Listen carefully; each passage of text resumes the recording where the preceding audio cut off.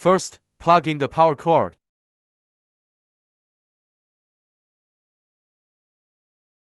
The main speaker can be connected to 3 sub-speakers. Play music together. We connect the prepared speaker cable to the main speaker. The other end is connected to the secondary speaker. Gently press the port to connect the speaker cable.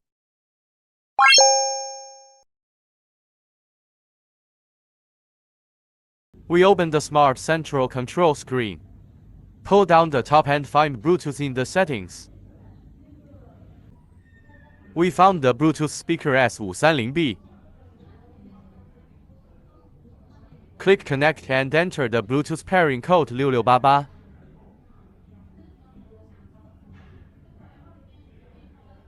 Click on the host to play music through the Bluetooth speaker.